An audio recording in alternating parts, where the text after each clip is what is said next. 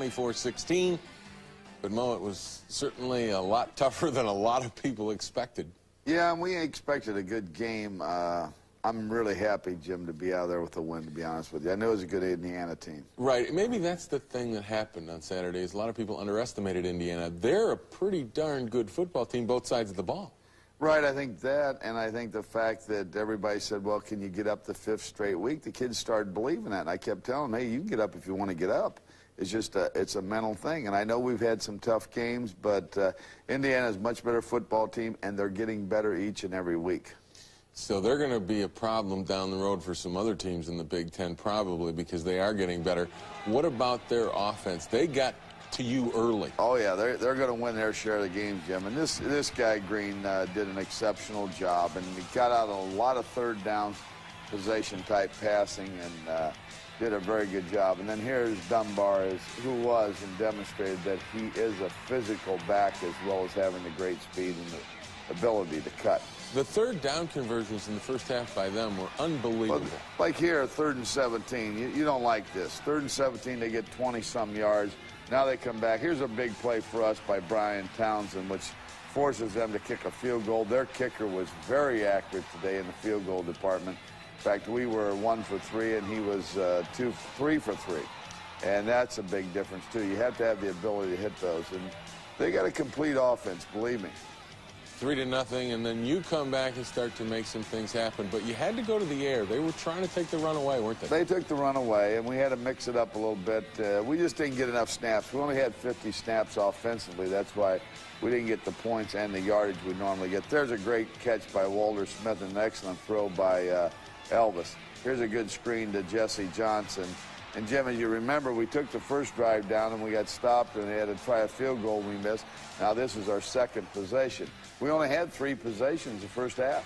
When are people going to learn you can't cover Desmond Howard one-on-one in the goal line? Yeah, well, you got to be able to utilize him out there. In fact, he was bumped there. It should have been pass interference plus the touchdown. And we have to use him when they just single cover him. If they don't, then we have to go to the run. You're up 7-3, but back comes Indiana. This Trent Green was impressive. Right. They only had 3 possessions, too, and they had 2 field goals and a touchdown. So he threw, and they made some good catches. They caught the ball extremely well.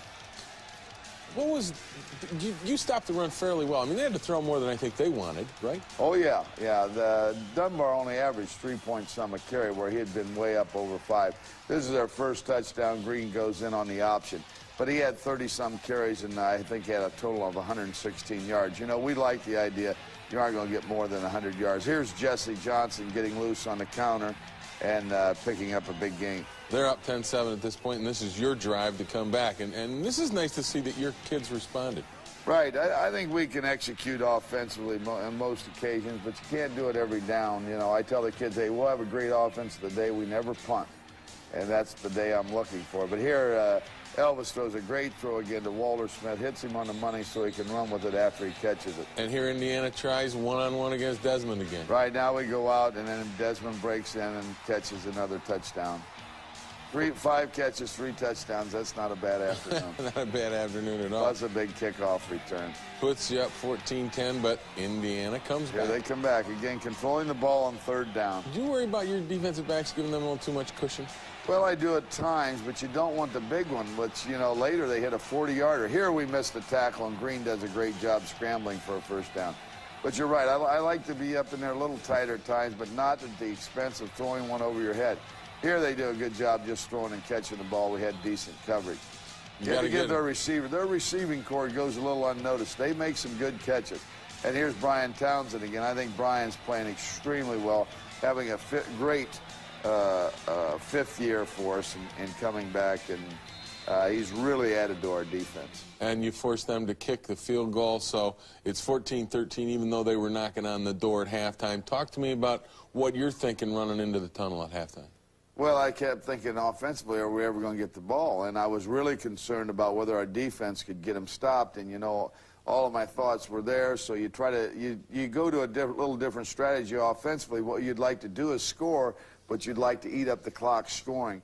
And yet, you know, the table turned a little bit. Again, I think our defense was a little too soft, Jim. But at least, the main thing we did defensively, I'll tell you, the difference between this week and the weeks before, we stopped them a couple times and forced them to kick field goals. Before, as you recall, those had turned into touchdowns. Well, the second half was a big half for the Wolverines. Don't go away. We'll be back with those highlights. Plus, we'll hear from a Wolverine who was very impressed with the Hoosiers. It is due to the kickoff return team. We have a good kickoff return team. The individuals on the team enjoy what they're doing. We have a good concept, and we went after it today. And when Desmond Howard goes after it, usually he gets it. 3 touchdowns, 141 yards total. That's not a bad day for Desmond. But I think it helps that concept he's referring to as the guy running the ball. But our kids do fairly well on the kickoffs. We get a lot of great field position because a lot of times, Jim, they won't kick the ball deep. Right. Your biggest key, though, in the second half had to be coming out and saying, defensively, we got to stop these guys from possessing the ball. Defensively, we played a lot better. And that was the big thing. And they still possessed the ball a little too long. Here we have a good play by Hutch. He's coming in there and he's making the thing hustle. And we break this one up, and it's a good play in there by Anderson coming over. You know, we might mention, too, that beginning shot, 100,000 fans, 100th straight game. Not bad support for your Wolverines. No, that isn't. No, that's great. When you got 100 games of 100,000, that's a lot of people. Here you show that Mark Mealy is coming in the game for an injured Steve Everett. You know, we lost Everett and we lost Bernie Leggett, our fullback, which takes a little bit of a toll on you. But Carlson's field goal there was very, very important. And there wasn't much happening in the third period. And in the fourth period, they get rolling again, and Green again comes back and throwing the ball well. 3rd and 14, and they're still converting. Yeah, here's 3rd and 14, and they hit the one downside. That's why you don't want too much coverage out of your secondary. There's a great example. You can't give a 42-yard pass. Now, this is great pursuit. And here's a great back being thrown for a loss of 5-6 yards or so. The biggest thing the Michigan defense did, wouldn't let Dunbar outside. Jim, as much as you get frustrated on the passing, and believe me, I do too, because it makes me mad I can't get our offense on the field. But when you understand one thing, they don't rush the ball. They have a hard time winning. And then you get a play like this out of Desmond. There's some good blocks going on there. Right down the bottom of your screen here, you'll see a great block right there by Walter Smith. Runs over a guy. If Desmond has a half step, he's going to go all the way. He gets Big caught, play. but even Desmond said that was the biggest play of the game. Certainly, after they get to within 1 point, you needed something to happen, and Desmond got it done. Right. It was one of them. And here, Jesse, we get him in for a first down, and big play on there, getting in towards the goal line. Then we come back, and there's pass interference, and had a little mix-up on the officiating here, and they weren't going to give us a first down. Then finally, we did get the first down. Then we come back, ran. Then we tried this play here, and there's Desmond's great catch. That's a great catch right there. And Elvis had to throw it high because of the coverage, and he went up and he made an excellent catch there. Third time, though, they put one guy on Desmond, and Desmond makes the catch, Right. makes him pay for it. Now, here's an interesting thing. Their kickoff return, and you know what happened there, Jim? Our kids relaxed. The one guy said, Coach, he was out of bounds. Well, he wasn't out of bounds. He assumed that he was. And now they get the great field position again. Now they're going to get back down here and start knocking on our door. And that was a huge play because it gives them good field position, and they're able to move the ball down. They're just down 8, too, so Right. This is still a ball game. They can score a touchdown, kick a field goal, and we're tied up. Now, this is one of Dunbar's times where we shouldn't have let him out. One of his better runs today. But again, they didn't get the touchdown. Here they come back with the option play. We do a good job stuffing them on the option play. Then they come back and try the ball inside with the fullback. Buster Stanley gets this play. Here, Eric Anderson does the job. Eric Anderson was very good. Drove up in there. Now, Jim, we got to get a first down in their heavy defense. I don't want to throw the ball because you're going to stop the clock if you do. And we don't get a first down, so we had a punt. Again, our defense had to come back in.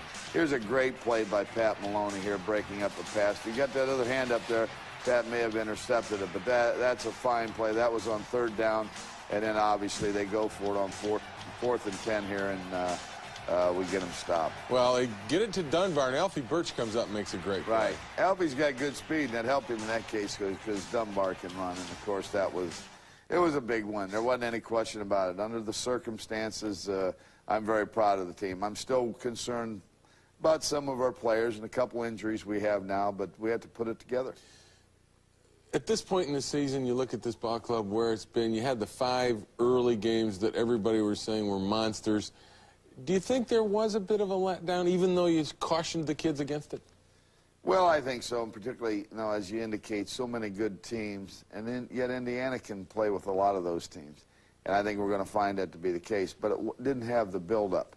And after you win against Michigan State, you always have a letdown because that is a special game. So we can use that as an excuse of what happened, and we can be happy with the victory. And I will have to say, though, Jim, our kids practiced pretty hard. They played hard today, and we were just short on a couple plays, and yet we had the big victory. If I were to say there are a couple of things that you'd probably be more concerned with as far as what you're going to work on going down the road, it'd be the kicking game. I think you got to get JD straightened around a little bit, and I think defensively you got to put some more pressure on a passer. Right, and we did a little bit better than we were last week, and we were better at Iowa, but you're exactly right. And we put emphasis on that, and we'll continue to, because I see our next opponents going back probably and throwing the ball quite often. Because we are good, but, you know, you just can't allow them to start rushing the football, because then they really possess the ball and the clock. And so there's some things to work on, but I was proud of the kids the way they battled back. Hopefully it'll give our defense a little confidence. Defense got a little confidence against the Hoosiers. We'll be back, and we'll meet an old face in a new position. But first, we hear from a Wolverine who talks about what they had to do to get it done down the stretch. Everybody talked about our defense, talking about we never came through in the fourth quarter. We had to come through today. We had to stop the run. 6.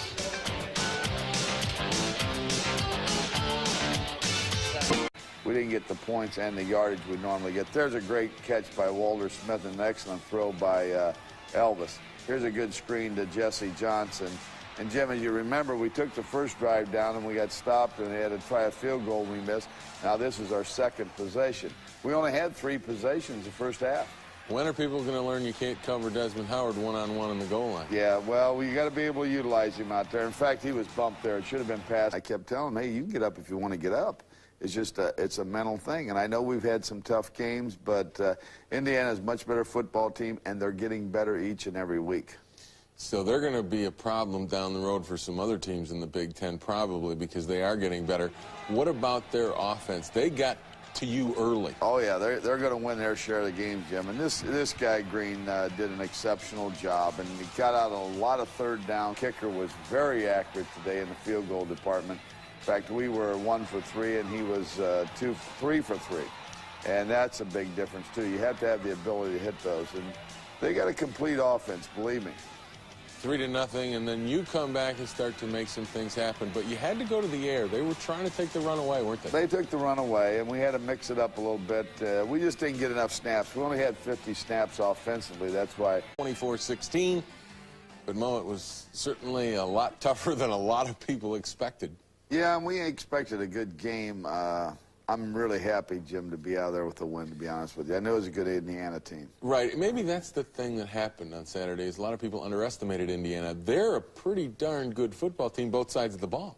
Right, I think that, and I think the fact that everybody said, well, can you get up the 5th straight week? The kids started believing that. Possession-type passing, and did a very good job. And then here's Dunbar, who was and demonstrated that he is a physical back as well as having the great speed and the ability to cut.